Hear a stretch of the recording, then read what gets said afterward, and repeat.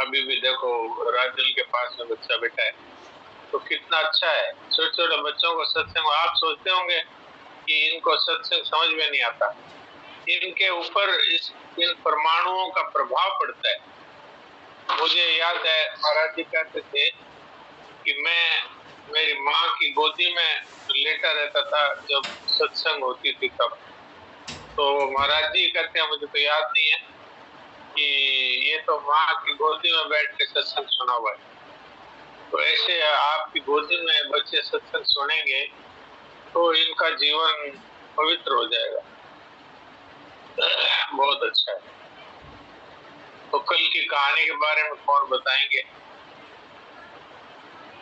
प्रांजल, हमारे प्रांजल तो पक्का है ही, प्रांजल और कभी कभी केशव भी, बाकी लोग तो सुनते हैं सिर्फ। बोलो प्रांजल। नारायण नारायण। कल की कहानी से हमें ये शिक्षा मिलती है कि जैसे कि कल की कहानी के अंदर वो बुढ़िया गायों के गोबर से वो थेपड़ी बनाती थी, और जब एक भगवान का नाम लेते लेते बनाती थी, पर जब एक बार वो चोर ने उसके वो चोरी कर लिए, और जब उसने भगवान से प्रार्थना करी कि उसके वापस से मिल जाए, तो भगवान ने उसके वापस पास में पहुंचा दिए। तो इससे पहली शिक्षा मिलती है कि हम जो भी काम करते हैं हमें भगवान का नाम लेते लेते करना चाहिए। अगर वो काम बिगड़ भी जाए तो भगवान उससे वापस सही कर देते हैं। और दूसरी शिक्षा, अगर हम भगवान से सच्चे हृदय से प्रार्थना करते हैं तो भगवान हमारी पक्का सुनते हैं। नारायण नारायण नारायण नारायण। बिल्कुल बिल्कुल, बहुत अच्छा। तो अब आज की कहानी कोई आप लोग कहेंगे? कोई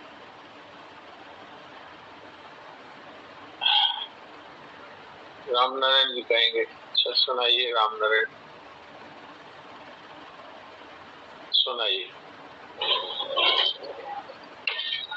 एक जापानी कार लाल बत्ती पर आकर के रुक गई। कार में बैठे विदेशी व्यक्ति ने अपने जापानी ड्राइवर से कहा, इस भरी दोपहरी में न तो कोई दूसरा वाहन है न कोई ट्रैफिक मैन खड़ा है, तो तुमने कार को यहाँ रोक क्यों दिया? ड्राइवर बोला, मैं लाल बत्ती आराम से क्रॉस कर सकता हूँ, लेकिन अगर किसी बच्चे ने मुझे ऐसा करते देख लिया तो उस पर यही संदेश जाएगा, जब कोई नहीं देख रहा हो तो कानून तोड़ने में कोई दिक्कत नहीं है। मैं नहीं चाहता कि मेरी छोटी गलती से आने वाली पीढ़ी खराब हो जाए। चार बात यह है कि बच्चे की अभिव्यक्ति भले ही कम हो, लेकिन उसकी ग्रहण क्षमता को कम मत आंको। अपने छोटे से छोटे आचरण से भी सावधान रहो, ताकि आपके छोटे बच्चे भी आपसे शिक्षा ग्रहण करें। बिल्कुल सही, बिल्कुल सही। कि आज के संदर्भ में आपने सुना दी, बहुत अच्छी कहानी सुनाई। और ये मेरे जीवन में भी ये घटना मैंने देखी है। मैं जर्मनी में था, तो वहां पर गया तो महाराज जी के कहने से था। वहां पर अपने महाराज जी के एक प्रेमी थे जिन्होंने कहा था ये आप कुछ सत्संग करवाने आइए जर्मनी। तो जर्मनी में फ्रैंकफर्ट शहर है, वहां में उनके पास गया। उनके घर में ठहरा था और वहीं कई जगह पर सत्संग का आयोजन उन्होंने रखा था। तो वहां पर हम एक बार एक जगह से दूसरी जगह उनकी कार में जा रहे थे। तो एक जगह पर उन्होंने कार को लाल बत्ती देख के रोक दिया। अब वहां पर बिल्कुल सुनसान था, कोई नहीं था, कोई ट्रैफिक नहीं, कोई पुलिस नहीं, और एक तरह से जंगल का इलाका था, लेकिन वहां पर वो लाल बत्ती थी तो वह उन्होंने रोक दिया।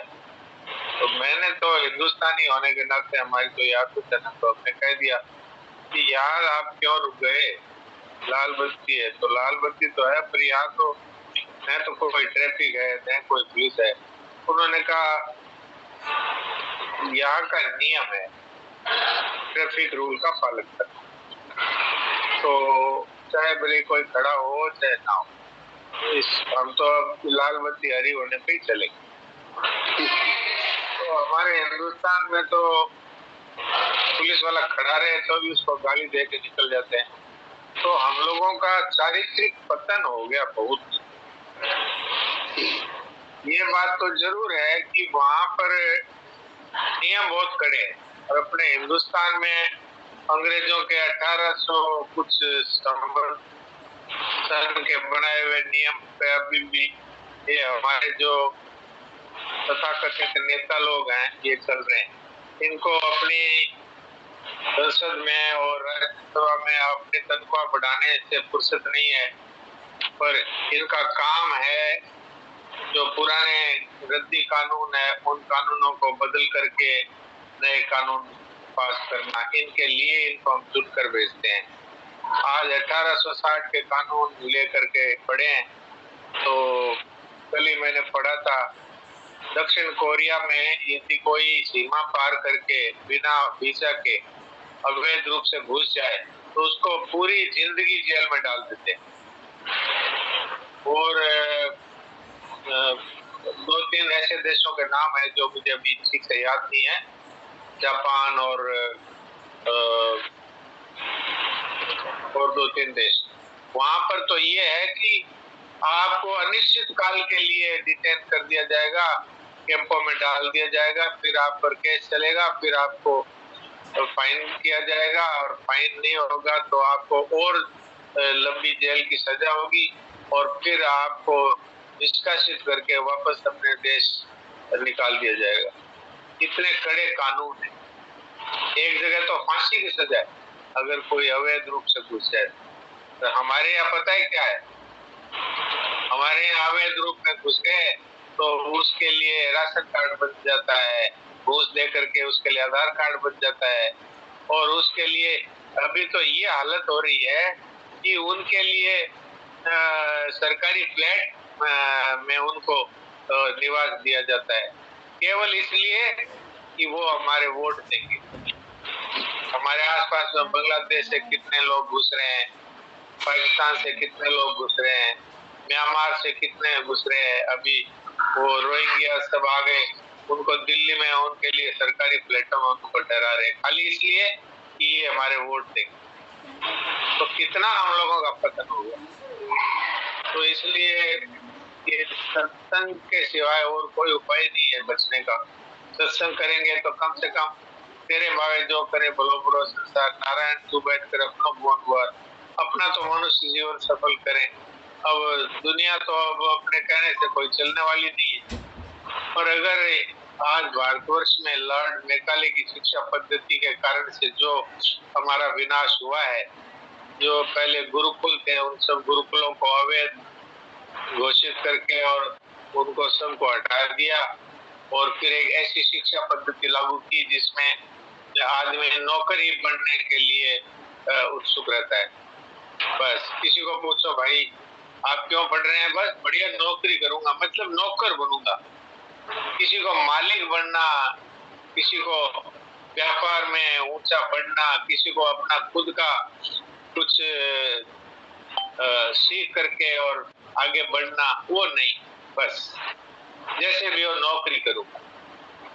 और आज सरकारी नौकरी की ये दशा है कि आप 8 घंटे बैठ करके चाहे आ जाओ और आपकी तनख्वाह पक्की है, और काम करो मत करो और बेईमानी करके घूस खाओ वो अलग से।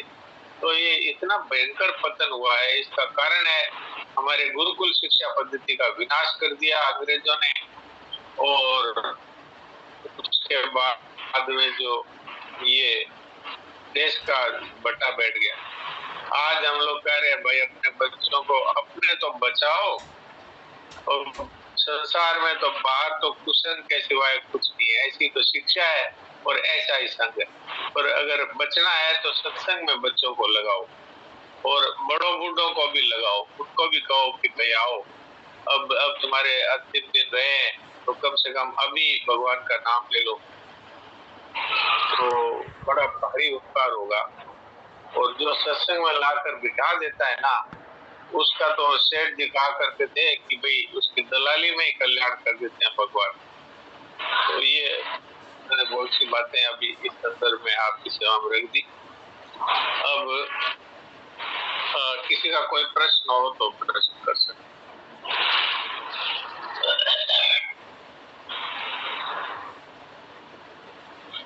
प्रश्न नहीं है तो फिर मैं देवती जी से बोलता हूँ कि वो सन्मान जी वाले समय सुनाए।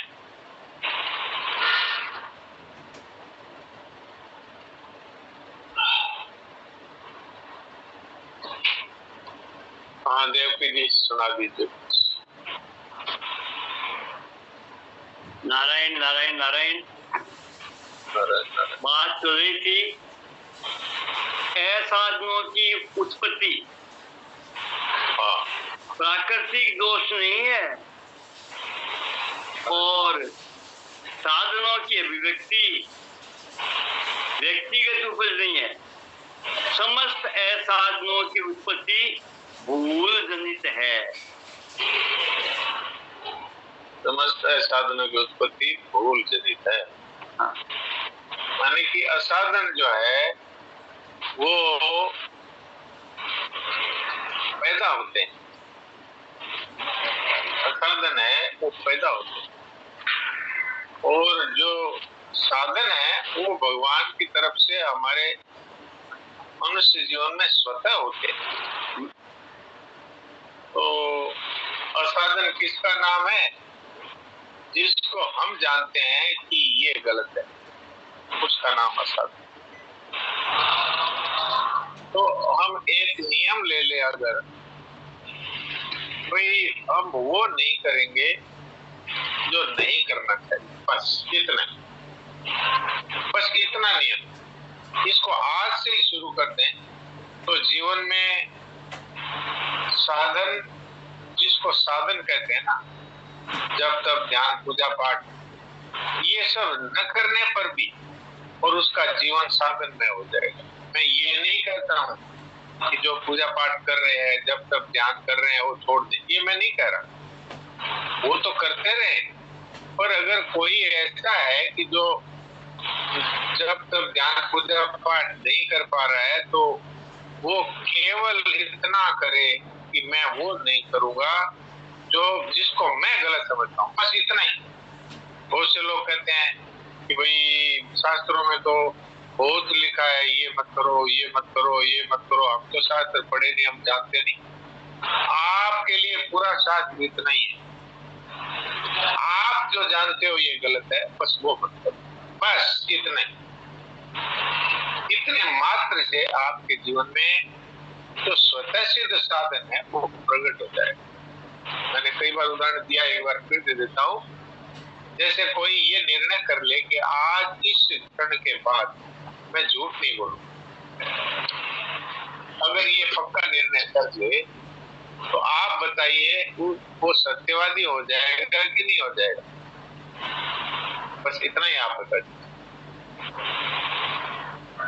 और सत्यवादी होने के लिए क्या कोई साधन करना पड़ा? ऐसे कोई व्यक्ति यदि ये निर्णय कर ले कि मैं किसी को कष्ट नहीं दूंगा, किसी को भी, मनुष्य को नहीं, प्राणियों को भी, किसी को भी कष्ट नहीं दूंगा, तो आप बताइए उसके जीवन में अहिंसा है वो स्वतः ही आ जाएगी या उसको अहिंसा के लिए कोई साधन करना पड़ेगा? तो इससे सिद्ध क्या हुआ? इससे सिद्ध हुआ कि मनुष्य जीवन में आपको केवल जानी हुई भूल को नहीं करना है और की हुई भूल को नहीं दोहराना, बस इतना ही। आप पूरे के पूरे संत महात्मा हो जाएंगे। संत महात्मा का अर्थ ये कोई ना समझ ले कि भाई अगर आप इस तरह से अगर असाधन का त्याग कर देंगे तो ये लंगोटी लगा के घर से बाहर निकल जाएंगे, जंगल में चले जाएंगे, गुफा में घुस जाएंगे, किससे बात नहीं करेंगे। ये नहीं है इसका अर्थ। इसका अर्थ ये है कि आप गृहस्थ में रहते हुए भी और एक बहुत बड़े महात्मा होंगे, और ऐसे महात्मा होंगे जिनको कोई नहीं पहचानेगा ये महात्मा है। और जो सच्चे महात्मा होते हैं उनको ही इसकी गरज भी नहीं है कि उनको कोई पहचाने, पर उनका तंत्र जो है वो अनजान में भी हो जाए तो अपने जीवन में बहुत विचित्र परिवर्तन आता है। अनजान में हम जानते ही नहीं कि ये महात्मा है, क्योंकि वास्तव में तो सच्चे जो संत होते हैं वो किस वेश में होते हैं इसका अपने को पता ही नहीं। तो बजरंगलाल जी भजन गाया करते थे, संतों को कोई बड़भागी लख पावे, संतों को कोई बड़भागी लख पावे। बाहर का कोई देश नहीं है, भीतर राग और द्वेष नहीं है। औरों की जल न मिटावे, संतों को कोई बड़भागी लख पावे, संतों को कोई बड़भागी लख पावे। तो ऐसे संत हम सब बन सकते। कैसे? कि हम जाने हुई बुराई आज के बाद करेंगे, और भाई भूल से हो जाए, अब सोच लिया झूठ नहीं बोलेंगे, लेकिन पहले की आदत से मान लो बोल लिया, तो उसके लिए दुखी होता है। भगवान के सामने हाथ जोड़कर प्रार्थना करें, महाराज मैं तो आपकी शक्ति के बल पर ही तो ये मैंने व्रत लिया था कि आज से मैं झूठ नहीं बोलूंगा। अब मैं देखो मैं आदत के कारण झूठ बोल गया, अब आप कृपा करिए, अपनी शक्ति दीजिए, और ऐसे दुखी हो जाए भगवान के सामने। तो शरणाजी महाराज ने भी अपने जो मानव शास्त्र के 11 नियम है उनमें ये नियम बताया कि जाने भूल न करने का व्रत लेकर सरल विश्वास पूर्वक परमात्मा से प्रार्थना की हुई भूल को उन्हें न रुलाने का व्रत लेकर सरल विश्वास प्रार्थना करना की हुई भूल को फिर न दोहराने का व्रत लेकर। भाई पहले भूल हो गई, आत्मनिरीक्षण अर्थात प्राप्त विवेक के प्रकाश में अपने दोषों को देखना। ये पहला नियम आत्मनिरीक्षण है, पहला नियम। और ये दूसरा नियम है कि भी भूल को न दोहराने का व्रत लेकर सरल विश्वास पूर्वक। तो ये अपने जीवन को सुधारने का एक अचूक उपाय है, ये चूकता नहीं है। और आप देखो भाई, बुरा तो नहीं मानना कोई, मैंने तो 10-10, 20-20 वर्ष सत्संग किए हुए सत्संगियों से बातचीत की है, और उनकी जो दशा है उसका वर्णन क्या करूं। झूठ है और ममता है और कामना है, ये उनके जीवन में अभी भी पड़ी है। उसका कारण क्या है? कारण क्या है? उन्होंने साधन तो किया लेकिन असाधन का त्याग नहीं, तो वो उन्नति नहीं हुई। जो उन्नति 10-20 वर्ष सत्संग करने से होनी चाहिए थी, वो उन्नति नहीं हुई। और उनसे तेज वो हो गए जिन्होंने जानी हुई भूल को न करने का संकल्प ले लिया। जाने में भूल करूंगा नहीं, कि मैं भूल दोहराऊंगा नहीं, तो बहुत जल्दी साधन में तेज हो गए। तो इसलिए भाई, अगर अपने को जीवन का समय थोड़ा है और बड़े बड़े साधन पार नहीं पड़ते हो, तो एकदम सरल उपाय है। कल मैंने बताया था ना, हम मोक्ष के दरवाजे पर बैठे। अब मोक्ष के दरवाजे पर बैठे, इसका अर्थ क्या है? भगवान ने तो ला करके हमको मोक्ष के दरवाजे पर बिठा दिया मनुष्य जन्म दे करके। अब असाधन करने का मतलब है कि हम दरवाजे से वापस जा रहे, उल्टे। अरे उल्टे तो मत जाओ, दरवाजे पे आके बैठ गए तो अब कम से कम इतना तो करो कि उल्टा नहीं चलूंगा, ताकि सीधे दरवाजे के अंदर चले जाओ। अब उल्टा चलोगे तो दरवाजे से दूर रह गए। इतना बस, इतना बहुत है। तो ये अभी शरणानंद जी की जो वाणी है, इसमें ये मूल बात आई है कि असाधन है वो उत्पन्न होते, और साधन है वो देवी संपदा है, वो भगवान का दिया हुआ है हमारे। मैं कई बार ये उदाहरण देता हूँ कि एक छोटा बच्चा है जो अभी अभी बोलना सीखा है, क्या वो झूठ बोलता है? वो कभी झूठ नहीं बोलता। उसका कारण क्या है? कि सत्य है वो हमारा स्वरूप है।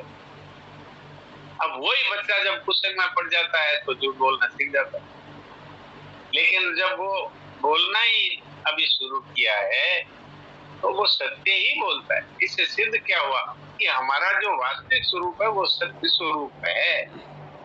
अब बताइए, झूठ तो हमने बाद में सीखा है ना,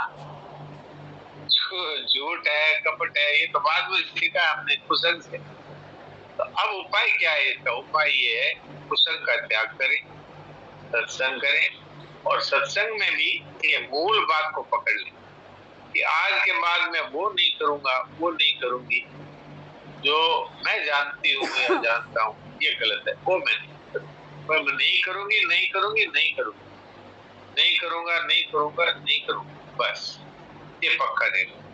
और हो जाए तो दुखी हो जाओ। तो भगवान कहते हैं कि जो दुखी हो जाता है उसका मैं साथी हूं,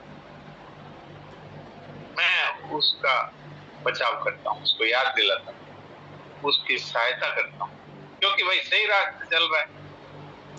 तो सही रास्ते चलने वाले के लिए संत भी सहायता करते हैं, भगवान भी सहायता करते हैं, संसार भी सहायता करता है।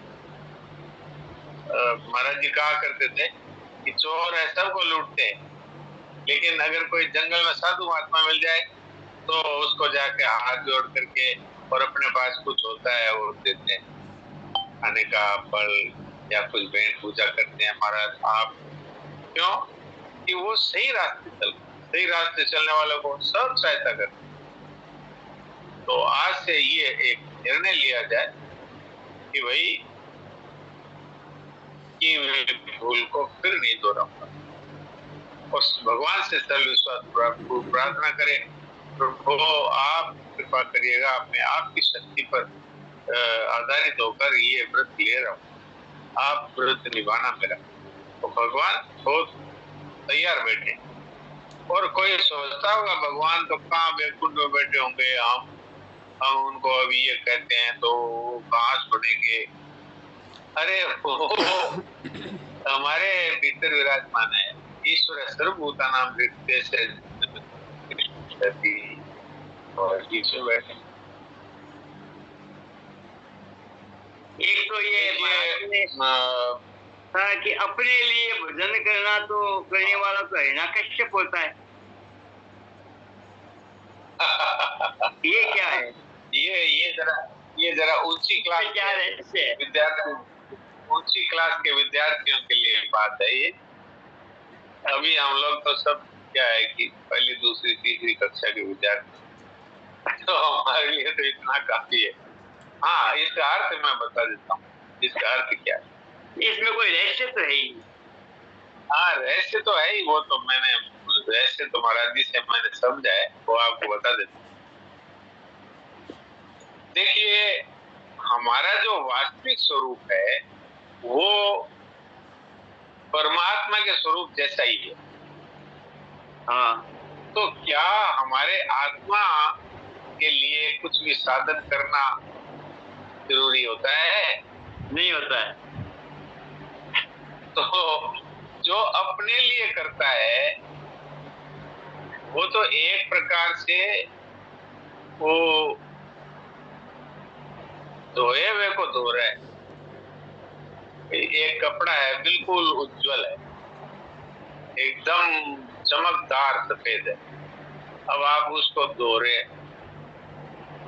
तो ये जो जिस स्वार्थ की बात आती है ना कि धन मुझे मिल जाए, मान मुझे मिल जाए, परिवार है मेरा ही सुखी हो जाए, मैं सदा के लिए बीमारी रहित हो जाऊं, मैं स्वस्थ रहूं, ये जिस तरह से अपना स्वार्थ सिद्ध होता है, इसी तरह से जो अपने स्वार्थ के लिए और जब ध्यान पूजा पाठ करता है उसको नीचा बताया, नीचा।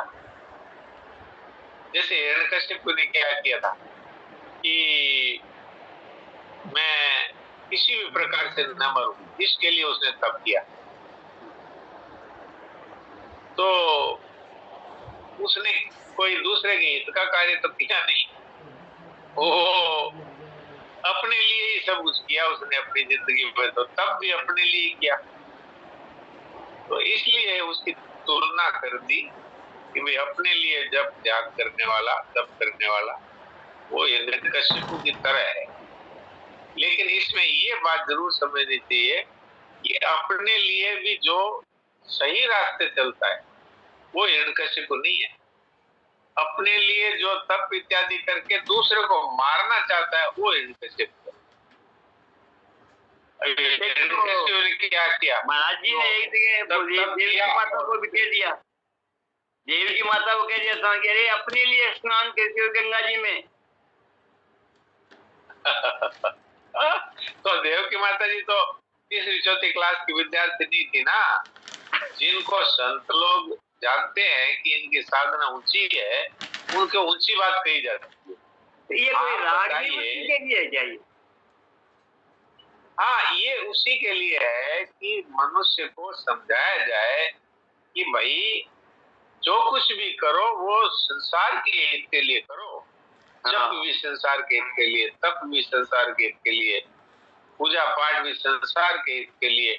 अपने लिए तो हिरण्यकशिपु ने किया था कि खूब तप करके और ये वरदान ले लिया किसी तरह न मरूं, तो फिर अत्याचार करेगा और क्या करेगा?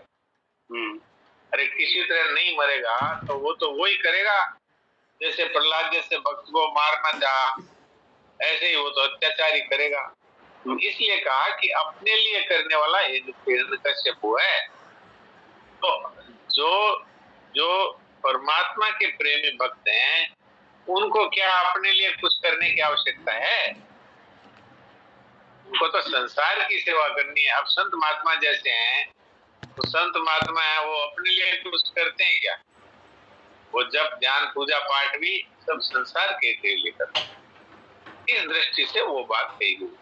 पर हम लोगों के लिए तो सरल बात इतनी है कि जब ध्यान पूजा पाठ करें भगवान की प्रसन्नता के लिए करें, और सबसे बड़ा पूजा पाठ है वो आज की सत्संग का कि मैं अपने जाने हुए बुराई का त्याग करूंगा। ये करने के बाद में जो होगा वो अपने आप हमारे जीवन को ऊंचा उठाता है। तो ये आपने जो पूछा उस प्रश्न का ये उत्तर है कि जो अपने लिए करता है वो हिरण्यकशिपु की तरह है। लेकिन अपने पहली दूसरी तीसरी क्लास के विद्यार्थी हम लोग हैं, उनके लिए ये ठीक है कि आप भले अपने लिए भी जब ध्यान पूजा पाठ करो, कोई बात नहीं है। लेकिन इससे ऊंची बात यह है कि जो कुछ भी करें उससे हे भगवान सबका कल्याण हो, सबका हित हो, सब सुखी हो जाए, सबको शांति मिले। सर्वे भवन्तु सुखिनः सर्वे सन्तु निरामया। इस श्लोक में ये नहीं कहा कि मैं सुखी हो जाऊं और मैं निरोग हो जाऊं, इसमें यही कहा सब सुखी हो जाए, सब निरोग हो जाए, कोई दुखी ना रहे, किसी का अकल्याण नहीं हो, सबका कल्याण हो। तो ये सर्वभूतितरता की भावना है। तो इसलिए जब ध्यान पूजा पाठ भी करके उसका फल अगर संसार को अर्पित कर दिया जाए तो इससे भगवान बहुत प्रसन्न होते हैं और उसको बहुत शीघ्र भगवान के दर्शन अथवा उसका साक्षात्कार हो जाता है। इसलिए ये बात कही गई। इसलिए देवकी जी को ये कहा तुम गंगा स्नान अपने लिए कर रही हो क्या? अपने लिए कुछ भी साधन करने की आवश्यकता नहीं है। जो दूसरों के हित के लिए करते हैं उनके लिए भगवान करते हैं साधन। जो ये कहते हैं कि सबका कल्याण हो, मैं तो इसके लिए जप कर रहा हूँ, तो भगवान उसका कल्याण करने के लिए खुद उसके लिए जप करते हैं, ध्यान करते हैं। आपको ये सुना ही होगा महाभारत में कि एक दिन अर्जुन और भगवान श्री कृष्ण तो सखा थे ना, तो एक ही कमरे में सोए हुए थे और एक ही बिस्तर पे लेटे हुए दोनों। तो अर्जुन की नींद खुली तो देखा भगवान बिस्तर से नीचे आसन बिछा के बैठे और ध्यान लगा रहे, ध्यान एकदम आंखें बंद। तो अर्जुन ने सोचा भैया ध्यान में तो कैसे डिस्टर्ब करें, तो बैठा रहा वो भी। जब भगवान ध्यान से उठे तब कहा महाराज आप किसका ध्यान कर रहे हैं? सारी दुनिया तो आपका ध्यान करती है। बोले मैं भीष्म का ध्यान कर रहा हूँ। बोले भीष्म इस समय